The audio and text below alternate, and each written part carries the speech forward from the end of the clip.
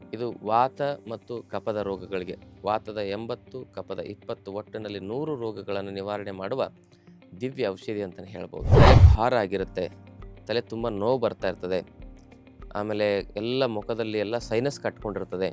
ಯಾರಿಗೆಲ್ಲ ಕಫ ಎದೆಯಲ್ಲಿ ಕಫ ಕಟ್ಟುತ್ತೆ, ತುಂಬ ಉಸಿರಾಟದ ಸಮಸ್ಯೆ ಆಗುತ್ತೆ ಅಂಥವ್ರು ಏನು ಮಾಡ್ಬೋದು ಅಂದರೆ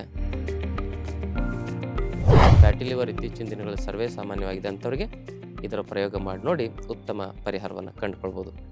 ಜೀರಿಗೆ ಮತ್ತು ಅಜ್ವಾನ ಸಮ ಪ್ರಮಾಣದಲ್ಲಿ ಒಂದೊಂದು ಚಮಚ ಸೇರಿಸಿ 2 ಲೋಟ ನೀರಲ್ಲಿ ಕುದಿಸಿ ಅರ್ಧ ಲೋಟಕ್ಕೆ ಅದನ್ನು ರೆಡ್ಯೂಸ್ ಮಾಡಿ ಅದನ್ನು ಸೇವನೆ ಮಾಡಬೇಕು. ಶ್ರೀ ಗುರು ಬಸವಲಿಂಗಾಯ ನಮಃ. ಓಂ ನಮಃ ಶಿವಾಯ. ಸರ್ವರಿಗೂ ಭಕ್ತಿಯ ಶರಣಾರ್ಥಿ. ಆತ್ಮೇರೆ, ಇವತ್ತಿನ ಸಂಚಿಕೆಯಲ್ಲಿ ಅಜ್ವಾನ್ ಇದರ ಕುರಿತಾಗಿ ಮಾಹಿತಿಗಳನ್ನು ನೋಡೋಣ. ನಾವು ಪದೇ ಪದೇ ಹೇಳ್ತೇವೆ, ಯಾವುದೇ ಪದಾರ್ಥವನ್ನು ಸೇವನೆ ಮಾಡಬೇಕಂದ್ರೂ ಅದರ ಪದಾರ್ಥ ಗುಣಧರ್ಮವನ್ನು ತಿಳ್ಕೊಂಡು ಸೇವನೆ ಮಾಡಬೇಕಂತ ಹೇಳಿ. ಈ ಅಜ್ವಾನ್ ಉಷ್ಣವೀರ್ಯ ಸ್ವಭಾವವನ್ನು ಹೊಂದಿದೆ, ಅಂದರೆ ಇದು ಪದಾರ್ಥದಲ್ಲಿ ಉಷ್ಣತೆಯನ್ನು ಹೊಂದಿದೆ. ಶಾಖವನ್ನು ಉಷ್ಣವನ್ನು ಇದು ಶರೀರದಲ್ಲಿ ಹೆಚ್ಚು ಮಾಡುತ್ತೆ. ಇದರಲ್ಲಿ ಇರ್ತಕ್ಕಂಥ ಗುಣಧರ್ಮ ಅದೇ ರೀತಿ ನಮ್ಮ ಶರೀರದ ಮೇಲೆ ಪ್ರಭಾವ ಬೀರುತ್ತೆ. ಮತ್ತು ಇದು ಲಘು ವೃಕ್ಷ ತೀಕ್ಷ್ಣ ಒಂದು ಗುಣಧರ್ಮವನ್ನು ಹೊಂದಿದೆ. ಅದಷ್ಟೇ ಅಲ್ಲದೆ ಇದು ವಾತ ಮತ್ತು ಕಫದ ರೋಗಗಳಿಗೆ ವಾತದ 80 ಕಫದ 20 ಒಟ್ಟಿನಲ್ಲಿ 100 ರೋಗಗಳನ್ನು ನಿವಾರಣೆ ಮಾಡುವ ದಿವ್ಯ ಔಷಧಿ ಅಂತಲೇ ಹೇಳ್ಬೋದು. ಇಂತಹ ಈ ಅಜ್ವಾನ ಪಿತ್ತ ಒಂದು ಪ್ರಕೃತಿ ಇರೋರಿಗೆ ಅಥವಾ ಪಿತ್ತ ವಿಕಾರ ಇರೋರಿಗೆ, ಅಂದರೆ ಹೈಪರ್ ಅಸಿಡಿಟಿ, ಕೈಕಾಲು ಉರಿ, ಕಾಲು ಉರಿ, ಆಮೇಲೆ ಮೂತ್ರ ಉರಿ, ತುಂಬ ಬ್ಲೀಡಿಂಗ್ ಆಗ್ತಾ ಇರತಕ್ಕಂಥ ಸಮಸ್ಯೆ ಆಗಿರ್ಬೋದು, ಅಂಥವ್ರಿಗೆ ಇದು ಉಪಯುಕ್ತ ಅಲ್ಲ. ಪಿತ್ತ ದೋಷದಲ್ಲಿ ಇದನ್ನು ಸೇವನೆ ಮಾಡಬೇಕಂತ ಹೇಳಿದ್ರೆ ಇದರ ಪುಡಿಯೊಂದಿಗೆ ನಾವು ನಿಂಬೆಹಣ್ಣಿನ ರಸ ಅಥವಾ ಇದನ್ನು ತುಪ್ಪದಲ್ಲಿ ಚೆನ್ನಾಗಿ ಹುರಿದು ಪುಡಿ ಮಾಡಿ ಆ ಒಂದು ಪಿತ್ತದ ಒಂದು ಉಷ್ಣದ ಒಂದು ಪ್ರಕೃತಿಯನ್ನು ಸ್ವಲ್ಪ ರೀತಿಯಲ್ಲಿ ಅದರಲ್ಲಿ ಪರಿವರ್ತನೆ ಮಾಡಿ ವೈದ್ಯರ ಸಲಹೆಗೆ ಅನುಗುಣವಾಗಿ ಸರಿಯಾದ ಪ್ರಮಾಣದಲ್ಲಿ ಸೇವನೆ ಮಾಡೋದು ಪಿತ್ತ ಪ್ರಕೃತಿ ಇರೋರಿಗೆ ಒಳ್ಳೆಯದು. ಕಫ ಮತ್ತು ವಾತ ಪ್ರಕೃತಿ ಇರೋರು ಇದನ್ನು ನೇರವಾಗಿ ಪೌಡ್ರ್ ಮಾಡಿ ಸೇವನೆ ಮಾಡ್ಬೋದು. ಹಾಗಿದ್ರೆ ಯಾವ್ಯಾವ ಸಮಸ್ಯೆಗಳಿಗೆ ಇದನ್ನು ಹೇಗೆಲ್ಲ ಸೇವನೆ ಮಾಡ್ಬೋದು ಅನ್ನೋದನ್ನು ತಿಳ್ಕೊಳ್ಳೋಣ ಬನ್ನಿ. ಮೊದಲನೇದಾಗಿ, ಯಾರಿಗೆಲ್ಲ ತುಂಬ ಕಫ ಹೆಚ್ಚಿಗೆ ಆಗಿ ತಲೆ ಭಾರ ಆಗಿರುತ್ತೆ, ತಲೆ ತುಂಬ ನೋವು ಬರ್ತಾ ಇರ್ತದೆ, ಆಮೇಲೆ ಎಲ್ಲ ಮುಖದಲ್ಲಿ ಎಲ್ಲ ಸೈನಸ್ ಕಟ್ಕೊಂಡಿರ್ತದೆ ಅಂಥವರು ಇದನ್ನು 1 ಚಮಚ ಪುಡಿಯನ್ನು 1 ಲೋಟ ಬಿಸಿನೀರಿಗೆ ಹಾಕಿ ಬೆಳಗ್ಗೆ ಖಾಲಿ ಹೊಟ್ಟೆಯಲ್ಲಿ ಸೇವನೆ ಮಾಡೋದ್ರಿಂದ ಆ ಒಂದು ಸಮಸ್ಯೆಗಳು ಬಹಳ ಬೇಗ ಗುಣ ಆಗ್ತವೆ. ಅಥವಾ ಇದನ್ನು ಅಗದು ತಿಂದು 1 ಚಮಚ 1 ಲೋಟ ಬಿಸಿ ಬಿಸಿ ನೀರು ನಿಧಾನವಾಗಿ ಸಿಪ್ಪಾಗಿ ಕುಡಿಯೋದ್ರಿಂದನೂ ಕೂಡ ಕಫದ ವಿಕಾರದಿಂದ ಬಂದಿರತಕ್ಕಂಥ ಎಲ್ಲ ಆ ಒಂದು ತಲೆಭಾರ, ತಲೆನೋವು, ಅಲರ್ಜಿ, ಆಮೇಲೆ ಸೈನಸ್ಸು ಇಂತಹ ಸಮಸ್ಯೆಗಳಿಗೆ ಒಂದು 2-3 ತಿಂಗಳಲ್ಲಿ ಪರಿಪೂರ್ಣವಾದ ಪರಿಹಾರವನ್ನು ಕಂಡುಕೊಳ್ಬೋದು. ಅದಷ್ಟೇ ಅಲ್ಲದೆ ಕಣ್ಣಿನಲ್ಲೂ ಕೂಡ ತರ್ಪಕ ಕಫ ವಿಕಾರದಿಂದಾಗಿ ಕಣ್ಣು ಪೊರೆ, ಮಂಜು ಇಂದೆಲ್ಲ ಆಗಿರ್ತದೆ. ಅಂಥವರು ಸಹ ಅಜ್ವಾನದ ಪುಡಿಯನ್ನು ಬೆಳಗ್ಗೆ ಖಾಲಿ ಹೊಟ್ಟೆಯಲ್ಲಿ 1 ಚಮಚ ಬಿಸಿನೀರು ಜೊತೆಗೆ ಸೇವನೆ ಮಾಡೋದು ಆ ಒಂದು ಕಣ್ಣಿನ ಪೊರೆ, ಕಣ್ಣಿನ ದೃಷ್ಟಿದೋಷದ ಸಮಸ್ಯೆಗಳಿಗೆ ಉತ್ತಮವಾದ ಪರಿಹಾರ ಅಂತ ಹೇಳ್ಬೋದು. ಹಾಗೆಯೇ ಗಂಟ್ಲಲ್ಲಿ ವಿಪರೀತವಾಗಿ ಕಫ ಕಟ್ಕೊಂಡಿರ್ತದೆ, ಮಾತಾಡಲಿಕ್ಕೂ ಆಗೋದಿಲ್ಲ. ಮತ್ತು ಈ ಒಂದು ಏನಂತ ಹೇಳಿದ್ರೆ ಗಾಯ್ಟರ್ ಅಂದರೆ ಗಂಟ್ಲಲ್ಲಿ ಸ್ವೆಲ್ಲಿಂಗ್ ಆಗಿರ್ತದೆ. ಅದರ ಜೊತೆಗೆ ಮತ್ತೇನಾಗಿರುತ್ತೆ ಅಂತ ಹೇಳಿದ್ರೆ ಇಲ್ಲೆಲ್ಲ ಗಡ್ಡೆಗಳ ಥರ ಆಗಿರ್ತವೆ ಈ ಭಾಗದಲ್ಲಿ. ಹಾಗೆ ಈ ಗಂಟಲಿನ ಭಾಗದಲ್ಲಿ ಈ ಕಡೆಗೆಲ್ಲ ಕುತ್ತಿಗೆ ಭಾಗದಲ್ಲಿ ಏನೇ ಗಂಟಾದರೂ ಕೂಡ ಅದನ್ನು ಕರಗಿಸ್ತಕ್ಕಂಥ ಶಕ್ತಿಯನ್ನು ಈ ಅಜ್ವಾನ ಹೊಂದಿದೆ. ಕಫ ಪ್ರಕೃತಿಯಿಂದನೇ ಬರ್ತಾವಲ್ಲವು. ಹಾಗೆ ಈ ಕೆಳಗಿನ ಭಾಗದಲ್ಲಿ ಗಡ್ಡೆಗಳಾದರೆ ಅದನ್ನು ಟಾನ್ಸಿಲ್ಸ್ ಅಂತಲೂ ಸಹ ಕರೀತಾರೆ.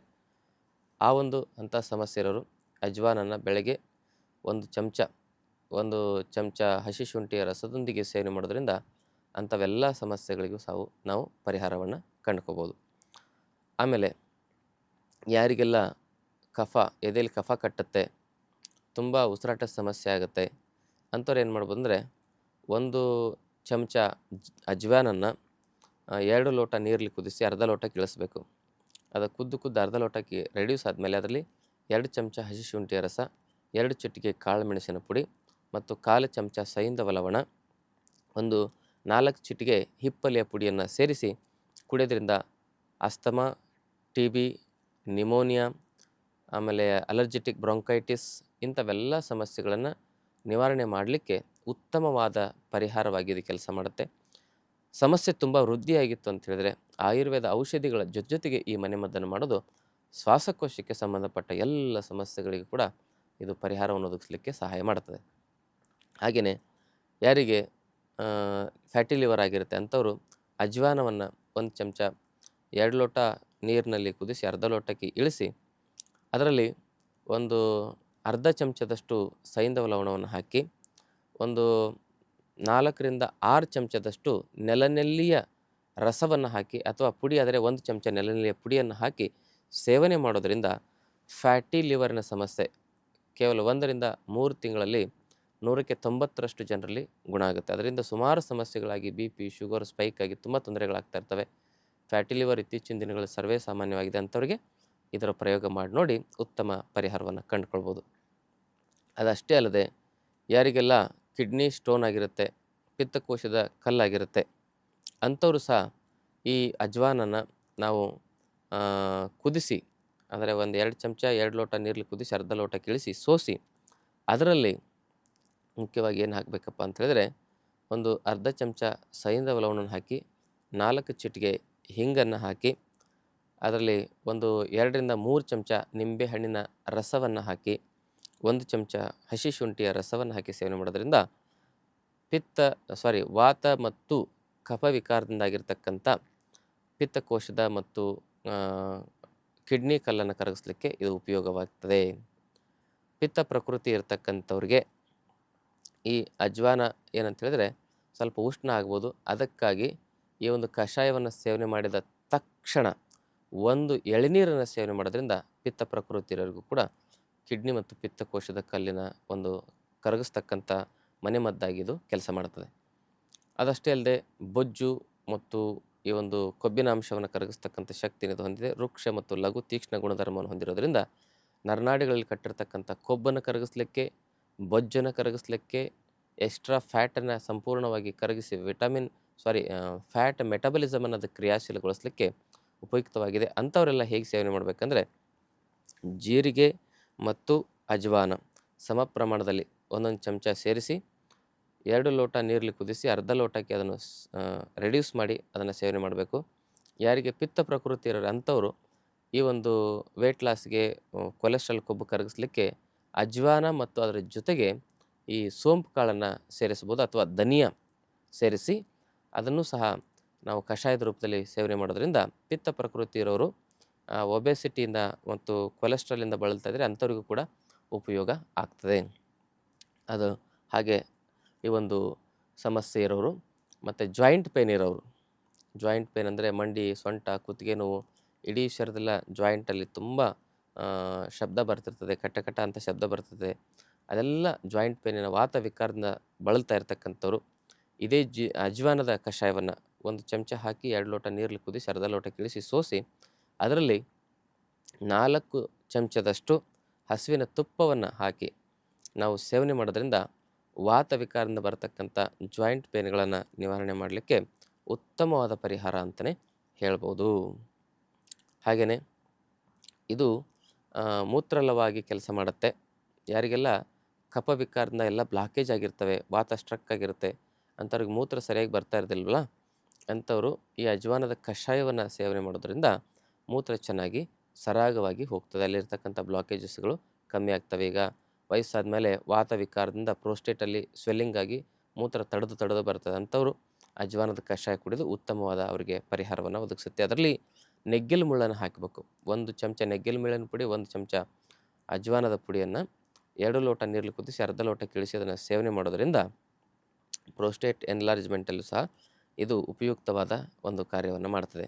ತುಂಬ ಜಾಸ್ತಿ ವೃದ್ಧಿ ಆದರೆ ಅದಕ್ಕೆ ಆಯುರ್ವೇದದಲ್ಲಿ ಒಳ್ಳೆಯ ಔಷಧಿಗಳಿದೆ. ಪ್ರೋಸ್ಟೇಟ್ ಎನ್ಲಾರ್ಜ್ಮೆಂಟು, ವೆರಿಕೋಸಿಲ್ಲು, ಹೈಡ್ರೋಸಿಲ್ಲು ಇಂಥದ್ದೆಲ್ಲದಕ್ಕೂ ಹೈಡ್ರೋಸಿಲ್ ಕಡಿಮೆ ಆಗೋದು ಸ್ವಲ್ಪ ಕಷ್ಟ. ವೆರಿಕೋಸಿಲ್ಲು, ಪ್ರೋಸ್ಟೇಟ್ ಎನ್ಲಾರ್ಜ್ಮೆಂಟು ಆಮೇಲೆ ಅಲ್ಲಿರ್ತಕ್ಕಂಥ PSA ಲೆವೆಲಲ್ಲಿ ವ್ಯತ್ಯಾಸ ಆಗಿದರೆ ಅಂಥದನ್ನು ಆಯುರ್ವೇದದಲ್ಲಿ ತುಂಬ ನಾವು ಚೆನ್ನಾಗಿ ಸರಿಪಡಿಸ್ಬೋದು.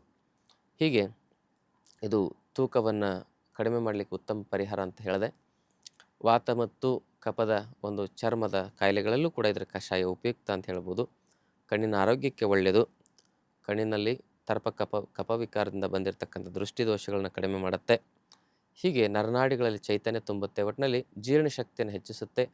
ಆಹಾರದ ರುಚಿಯನ್ನು ಹೆಚ್ಚಿಸಲಿಕ್ಕೆ ಟೇಸ್ಟ್ ಬರ್ಡ್ಸ್ಗಳನ್ನು ಕೂಡ ಇದು ಕ್ರಿಯಾಶೀಲಗೊಳಿಸಿ ನಮ್ಮ ಶರೀರದಲ್ಲಿರ್ತಕ್ಕಂಥ ಎಲ್ಲ ಆ ಒಂದು ಜಡತ್ವವನ್ನು ಕಡಿಮೆ ಮಾಡತಕ್ಕಂಥ ಶಕ್ತಿಯನ್ನು ಈ ಒಂದು ಅಜ್ವಾನ್ ಹೊಂದಿದೆ. ಅದಕ್ಕೆ ಇದನ್ನು ನಿಯಮಿತವಾಗಿ ಸೇವನೆ ಮಾಡಿ. ಸಣ್ಣ ಮಕ್ಕಳಿದ್ರೆ 1/4 ಚಮಚದಿಂದ ಅರ್ಧ ಚಮಚೆ, ದೊಡ್ಡವರಿದ್ದರೆ 1 ಚಮಚದವರೆಗೂ ಇದನ್ನು ಯುಕ್ತಿಪೂರ್ವಕವಾಗಿ ನಾವು ಸೇವನೆ ಮಾಡೋದು ಇದರ ಉತ್ತಮವಾದ ಪರಿಣಾಮಕಾರಿಯಾದ ಪ್ರಯೋಜನ ಪಡ್ಕೊಳ್ಳಿಕ್ಕೆ ಉಪಯೋಗ ಆಗುತ್ತೆ ಅಂತಕ್ಕಂಥ ಮಾತನ್ನು ಹೇಳ್ತಾ, ಏನಾದರೂ ಸಂಶಯಗಳಿದ್ದರೆ ಕಮೆಂಟ್ ಮೂಲಕ ಪ್ರಶ್ನೆ ಕೇಳಿ. ಮತ್ತು ನಮ್ಮ ಒಂದು ಆರೋಗ್ಯ ಕೇಂದ್ರದಲ್ಲಿ 5 ದಿನದ ಆರೋಗ್ಯದ ಶಿಬಿರವನ್ನು ನಡೆಸ್ತಾ ಇದ್ದೀವಿ. ಅಲ್ಲಿ ಆರೋಗ್ಯ ಜ್ಞಾನವನ್ನು ಕೊಡೋದೇ ಮೂಲ ಉದ್ದೇಶ. ಯಾಕಂದರೆ ನಾವು ಆರೋಗ್ಯ ಜ್ಞಾನವನ್ನು ಪಡ್ಕೊಂಡ್ರೆ ಆಸ್ಪತ್ರೆಗೆ ಹೋಗಬೇಕಾಗಿಲ್ಲ, ಔಷಧಿಯನ್ನು ತೆಗೆದುಕೊಳ್ಬೇಕಾಗಿಲ್ಲ.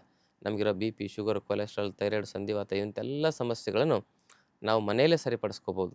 ಅದನ್ನು ಬರದಂತೆ ನೋಡಲಿಕ್ಕೆ ಯಾವ ಔಷಧಿನೂ ಇಲ್ಲ. ಬಂದ ಮೇಲೆ ಔಷಧಿ ಕೊಡ್ತಾರೆ. ಅದನ್ನು ಬರದಂತೆ ಹೇಗೆ ನಾವು ಸುರಕ್ಷಿತವಾಗಿ ನಮ್ಮ ಆರೋಗ್ಯವನ್ನು ಕಾಪಾಡಿಕೊಳ್ಳೋದು ಅನ್ನೋದನ್ನು ಆ ಶಿಬಿರದಲ್ಲಿ ನಾವು ನೇರವಾಗಿ ನಿಮಗೆ ಸಾಯಂಕಾಲ ಪ್ರವಚನ ಇರ್ತದೆ, ಬೆಳಗ್ಗೆ ಯೋಗ ಪ್ರಾಕ್ಟೀಸ್ ಇರ್ತದೆ. ಅದ್ಭುತವಾದ ವಾತಾವರಣ. ಉಳುವಿಯ ರೋಡಿನಲ್ಲಿ ನಮ್ಮ ಆರೋಗ್ಯ ಕೇಂದ್ರದ ಆರೋಗ್ಯ ಮಹಾಮನೆ ಹುಬ್ಬಳ್ಳಿ ಹತ್ತಿರ. ಅಲ್ಲಿ ಪ್ರತಿ ತಿಂಗಳು 26ರಿಂದ 30 ಆ ಒಂದು ಆರೋಗ್ಯ ಶಿಬಿರ ನಡೀತಾ ಇರ್ತದೆ. ಆ ಶಿಬಿರದಲ್ಲಿ ತಾವು ಕುಟುಂಬ ಸಮೇತರಾಗಿ ಭಾಗವಹಿಸಿ ಅದರ ಉತ್ತಮವಾದ ಪ್ರಯೋಜನಗಳನ್ನು ಪಡ್ಕೋಬೋದು. ಆರೋಗ್ಯವೇ ಮಹಾಭಾಗ್ಯ. ಔಷಧಿಗಳಿಂದ ಆರೋಗ್ಯ ಅಲ್ಲ, ಆರೋಗ್ಯ ಜ್ಞಾನದಿಂದ ಆರೋಗ್ಯ ಅನ್ನೋದನ್ನು ಸ್ಪಷ್ಟವಾಗಿ ತಿಳ್ಕೊಳ್ಳಿ. ಅದಕ್ಕೆ ಔಷಧಿ ರಹಿತ ಆರೋಗ್ಯಕ್ಕಾಗಿ ತಮ್ಮ ಜೀವನದ ಒಂದು ಅತ್ಯಮೂಲ್ಯವಾದ 5 ದಿನಗಳನ್ನು ಅಲ್ಲಿ ನೀವು ಕಳೆದ್ರೆ ನೀವು ಆರೋಗ್ಯ ಜ್ಞಾನವನ್ನು ಪಡ್ಕೊಂಡು ಆರೋಗ್ಯವಂತರಾಗಿ ಬದುಕುವುದು. ತಮ್ಮೆಲ್ಲರಿಗೂ ಶರಣಾರ್ಥಿ. ಇನ್ನಷ್ಟು ಆಯುರ್ವೇದ ಮತ್ತು ಯೋಗ ಚಿಕಿತ್ಸೆ ಟಿಪ್ಸ್ಗಾಗಿ Vaidyashree health tips channel subscribe ಮಾಡಿ. ಹಾಗೆ ಫೇಸ್ಬುಕ್, ಇನ್ಸ್ಟಾಗ್ರಾಂನಲ್ಲಿ ಫಾಲೋ ಮಾಡಿ.